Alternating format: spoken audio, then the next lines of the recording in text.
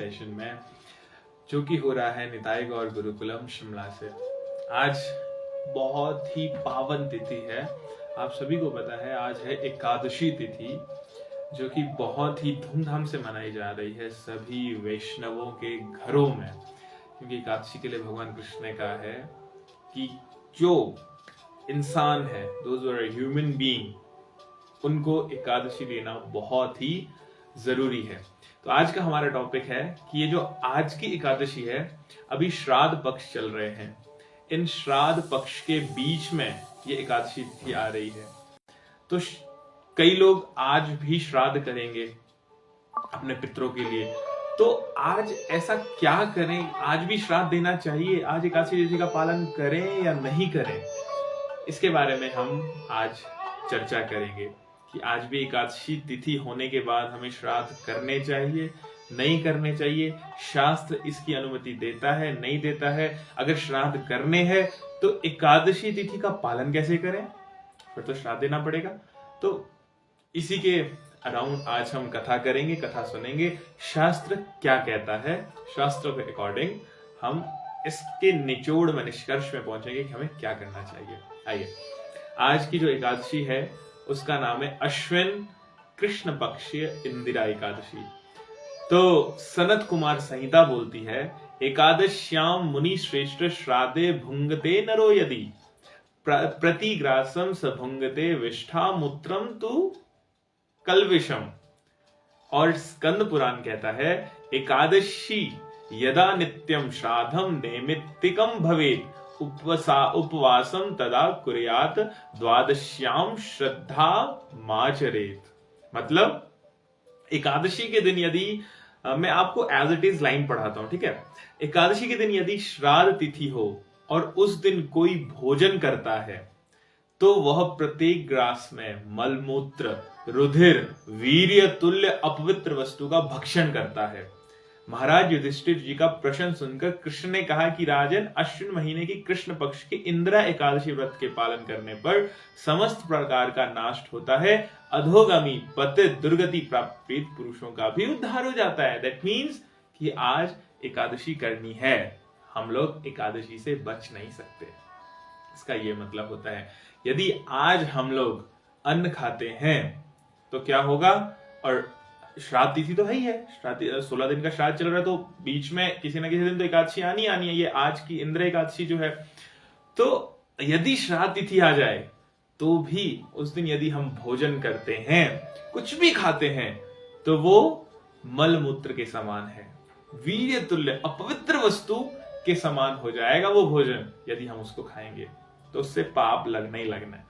तो युधिष्ठिर महाराज ने भगवान कृष्ण से पूछा कि भगवान, मतलब कोई महिमा, कोई कथा तो सुनाइए इस एकादशी की, जिसने की हो, किस तरीके से श्राद्ध ना किया हो तो उसकी क्या गति हुई हो, ऐसी कोई कथा तो सुनाइए। तो भगवान कृष्ण युधिष्ठिर महाराज को सुनाते हैं कि सत्युग में एक प्रतापी राजा होते थे, उनका नाम था इंद्रसेन। वो रहते थे महेशमती नगरी में। और एक दिन क्या हुआ, वो बहुत ही अच्छे राजा थे, भजन परायण राजा थे, भजन करते थे। एक दिन क्या हुआ, नारद जी घूमते घूमते, क्योंकि नारद जी का तो व्यवहार है, कार्य है, वो जगह जगह जा करके भक्तों को भगवान से जोड़ने का कार्य करते हैं, ठीक है। तो ऐसे ही घूमते घूमते वो एक दिन आपका नरक लोग गए। नरक में देखते हैं कि वहां पर इंद्रसेन राजा के पिताजी उनको मिले, और पिताजी ने कहा कि मैं यहां पर फंसा हुआ हूं, मुझे यहां से निकालिए। तो उनका आदेश लेकर के नारद जी कहां पर आए, इंद्रसेन राजा के पास, महेशमती नगरी में। जब इंद्रसेन राजा के पास आए तो इंद्रसेन राजा एकदम से अपने सिंहासन से खड़े उठे।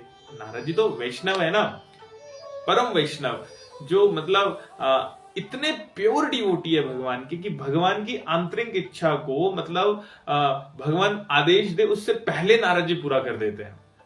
ध्रुव, प्रहलाद, ये सब नारद जी के कृपा पात्र तो है। नारद जी ना होते तो ध्रुव जी को भगवान ना मिल पाते, प्रहलाद जी को भगवान ना मिल पाते। तो नारद जी वैसे ही उन पर कृपा करने के लिए, इंद्रसेन राजा के पिताजी पर कृपा करने के लिए वहां पर आए। आकर के इंद्रसेन राजा से कहते हैं कि हे राजन, तुम्हारे पिताजी जो है वो नरक में फंसे हुए हैं, तो उन्हीं के आदेश से मैं यहां पर आया हूं और उन्होंने कहा है कि मुझे वहां से निकालो। बोले महाराज कृपा करें, कैसे निकालना है, हमें बताइए, क्या आदेश है, कैसे, क्या उपाय करना चाहिए। कहते अभी आने वाले समय में जो श्राद्ध पक्ष के बीच में इंदिरा एकादशी आएगी, तुम उस एकादशी का निष्ठा से पालन करना। कैसे?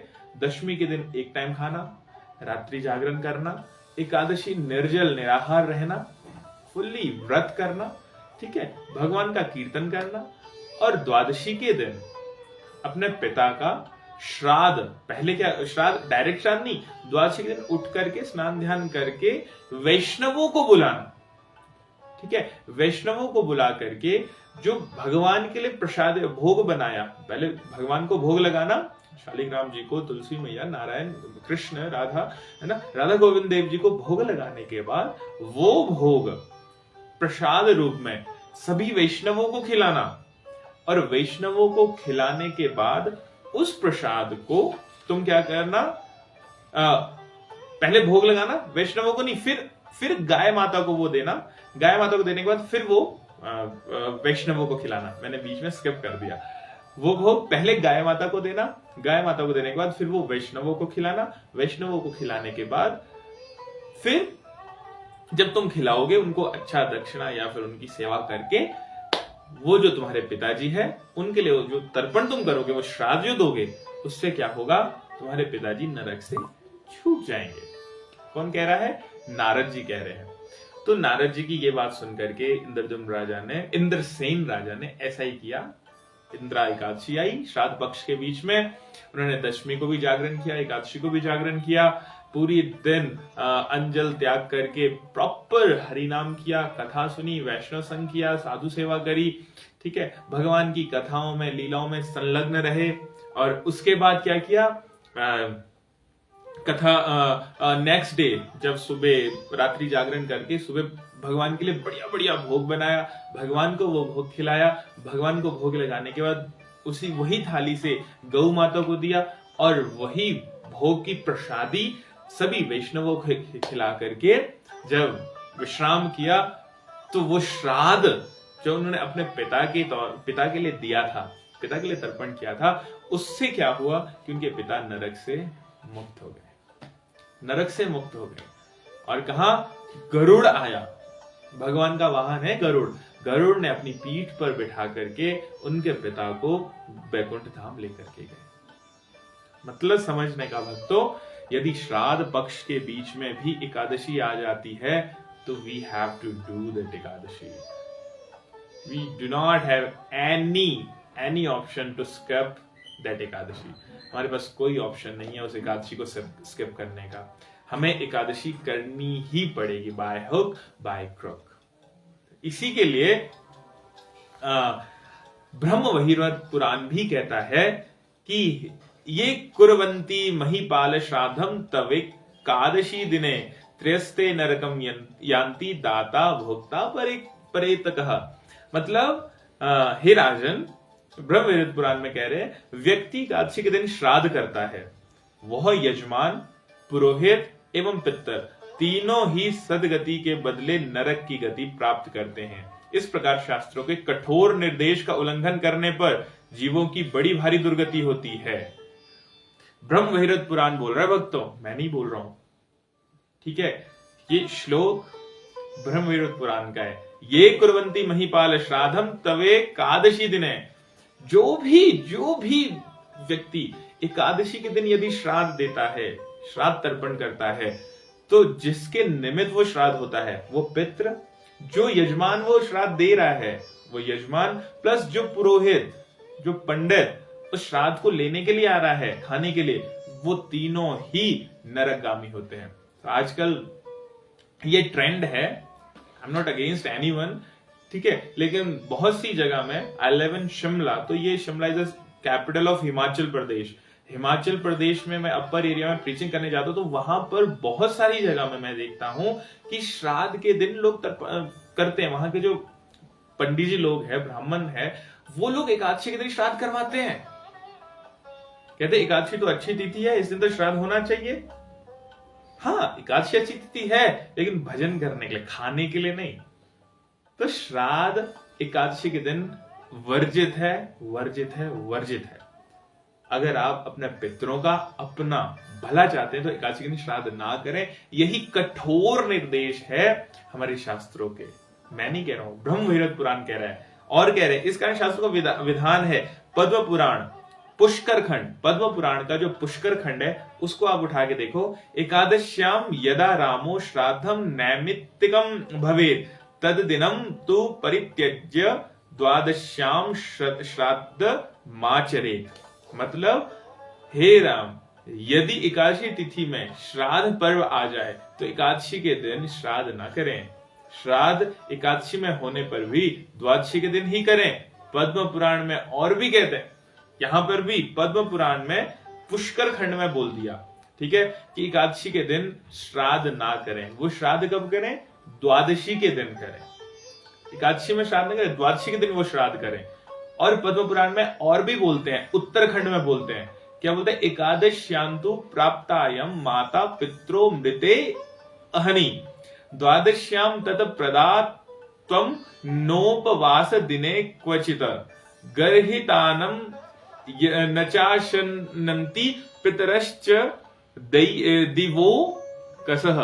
मतलब माता पिता की मृत्यु के 13वें दिन यदि एकादशी तिथि है, दैट मीन्स कि 13वीं के दिन यदि एकादशी तिथि है तो 13वें दिन अथवा अपने समाज की मान्यता अनुसार श्राद्ध का जो भी दिन निर्धारित हो, अगर उस दिन भी एकादशी हो तो श्राद्ध ना करें। दैट मीन्स कि अगर 13वीं, यानी कि हमारे अगर पेरेंट्स भी मर जाते हैं, माँ बाप भी मर जाते हैं, और माँ बाप मरने के 13वीं में क्योंकि भंडारा होता है ना बहुत बड़ा, तो उस दिन क्या होता है, यदि एकादशी आ जाती है तो वो 13वीं एकादशी के दिन नहीं करनी है। ये पद्म पुराण का उत्तरखंड बोल रहा है, उत्तरखंड बोल रहा है। उस दिन किसी भी तरीके से एकादशी के दिन 13वीं अगर आ जाती है तो नहीं करनी है, वो अगले दिन करनी है, द्वादशी के दिन मनाना है, उसको सेलिब्रेट करना है। और किसी भी रीति रिवाज के अकॉर्डिंग यदि हमारा एकादशी के दिन श्राद्ध आ जाता है, ये भी उत्तराखंड ही बोल रहा है, तो उस श्राद्ध को द्वादशी के दिन ही करना चाहिए, क्योंकि एकादशी के दिन अन्न, गौमांस भक्षण पाप तथा विष्ठा तुल्य अपवित्र होता है। ठीक है, उस अपवित्र अन्न को पितर देवता आदि कोई भी स्वीकार नहीं करते। दैट मीन्स कि यदि एकादशी के दिन, ठीक है, एकादशी के दिन श्राद्ध आ जाता है किसी भी तरीके से, ठीक है, तो वो श्राद्ध को एकादशी के दिन ना करके द्वादशी के दिन करना चाहिए। ये पद्म पुराण का उत्तरखंड का श्लोक मैं बता रहा हूं आपको। अभी पहले बताया पद्म पुराण का पुष्कर खंड का, अब बता रहा हूं उत्तरखंड का। उससे पहले ब्रह्म वैवर्त पुराण का भी आपको मैंने उदाहरण दिया था, सनत कुमार संहिता का भी उदाहरण दिया था, और स्कंद पुराण का भी मैंने उदाहरण दिया था। ठीक है, तो कहने का मतलब है यदि एकादशी के दिन श्राद्ध आ जाता है तो एकादशी के दिन जो अन्न होता है वो किस तरीके का हो जाता है, उसमें गौमांस, ठीक है, गौमांस भक्षण का पाप विष्ठा तुल्य अपवित्र हो जाता है। गाय का मांस हम लोगों ने कभी खाया नहीं है, because we are all Hindu, और गाय हमारे लिए माता है, माँ के समान है। ठीक है, और गाय माँ की हत्या करना मतलब ये इतना बड़ा पाप है, इतना बड़ा पाप है, इससे बड़ा पाप कोई नहीं होगा। गाय माँ को हत्या करके मारना, इससे बड़ा पाप कोई नहीं। और हत्या करके मार करके मांस खाना तो मतलब पूछो मत। ठीक है, क्योंकि गाय हमारी माता है, हम ऐसा नहीं कर सकते। लेकिन शास्त्र बोलता है अगर हमने एकादशी के दिन अन्न खा लिया, ठीक है, तो वो जो पाप है ना, वो जितना भी पाप है वो सारा का सारा पाप कहां पर, उस अन्न में वास करता है। यदि हम वो अन्न खाते हैं दैट मीन्स कि हम सीधा गाय का मांस खा रहे हैं। ये शास्त्र बोला, कठोर है, कड़वा है, लेकिन सत्य है, लेकिन सत्य है। तो जो वो गाय मांस तुल्य जो अपराध वाला अन्न है वो हम पितरों को दे, यदि एकादशी के दिन श्राद्ध करेंगे तो दैट मीन्स वो पितरों को वही अन्न जा रहा है, तो उसको पितृ लोग, पितरी देवता जो होते हैं वो कभी स्वीकार नहीं करते। भगवान कभी, भगवान तो खैर कृष्ण को तो लगा सकते हो, लेकिन पितरी लोग उसको कभी स्वीकार नहीं करेंगे। ठीक है, तो उसके लिए क्या करना होगा, ना तो देवता स्वीकार करते ना पितृ स्वीकार करते हैं। ठीक है, तो अगर हमने श्राद्ध किया भी तो पितृ ने तो स्वीकार ही नहीं किया, देवता ने तो स्वीकार ही नहीं किया, दैट मीन्स कि हमारा श्राद्ध लगा ही नहीं। तो हमें क्या करना चाहिए? तो हमें एक ही चीज करनी चाहिए कि उस श्राद्ध को द्वादशी के दिन करें। यही आज की एकादशी की कथा हमें सिखाती है, हमें बताती है। तो आज जिसके भी घरों में श्राद्ध है, या फिर आज जो ये वीडियोस अभी सुन रहे हैं, आज यदि उन्होंने मन बनाया है, प्लान कर रहे हैं आज के दिन श्राद्ध देने का, तो आज श्राद्ध ना करें, क्योंकि एकादशी के दिन श्राद्ध करना वर्जित है। आज एकादशी का पालन करना है, हमें भी, पितरों को भी, देवताओं को भी। ठीक है, आज पितृ लोग भी क्या कर रहे हैं? श्राद्ध का पालन कर रहे हैं, श्राद्ध तिथि का पालन कर रहे हैं। तो हमें श्राद्ध तिथि का, एकादशी तिथि का पालन करें। हमें भी एकादशी तिथि का पालन करना है, अपने पितरों के नाम से हरि नाम करना है, ज्यादा से ज्यादा हरि नाम करना है। ठीक है, और ज्यादा से ज्यादा हरि नाम करके उनको भी, उनके नाम से भी हरि नाम करना है कि वो जहां पर भी है, जिस अवस्था में, जिस स्थिति में, वहां पर उनको अच्छी स्थिति में तो और अच्छा वहां पर कृष्ण भक्ति मिले। अगर बुरी स्थिति में तो वो उनको वहां बुरी स्थिति से निकल करके वो अच्छी स्थिति में आकर के कृष्ण भक्ति में लग जाए। हरि नाम उनके लिए ज्यादा से ज्यादा करें। और दूसरा, आज श्राद्ध ना करें, कल सुबह उठ करके अच्छा अच्छा भोग बनाइए, ठाकुर जी के लिए बनाइए। उनको, ठाकुर जी को भोग लगा करके उसको भोग का एक हिस्सा गौ माता के लिए दीजिए। गौ माता को देने के बाद उसी भोग से क्या करिए, सब जो आपके बड़े बर्तन उसमें डाल करके उस भोग को वैष्णवों को खिलाइए। तब वो श्राद्ध आपका पवित्र माना जाएगा, तब वो श्राद्ध पूर्ण माना जाएगा। यदि आप आज एकादशी के दिन श्राद्ध करते हैं तो वो श्राद्ध आपका लगने वाला नहीं है। उससे आप भी, जिसके निमित्त आप श्राद्ध कर रहे हैं वो भी, यानी कि पितृ भी, और जो पंडित जी, ब्राह्मण देव, ये आपके पुरोहित है, श्राद्ध करने के लिए आ रहे हैं, वो तीनों कहां जाएंगे? नरकगामी होंगे। ये मैं नहीं बोल रहा हूं, ये पद्म पुराण, स्कंद पुराण, ब्रह्मवैवर्त पुराण, ये सनत कुमार संहिता ये बता रही है। ठीक है, बोलिए Hare Krishna. If you any kind of query regarding this lecture, कोई भी डाउट है, आप मुझे व्हाट्सएप करिए, आप मुझे कमेंट करिए, या फिर आप मुझे मैसेज भी कर सकते हैं, पर्सनली मैसेज करिए। तो मैं अपने हिसाब से नहीं, शास्त्रों के अकॉर्डिंग आपको सेटिस्फाई करने का पूरा प्रयास करूंगा। बोलिए हरे कृष्णा।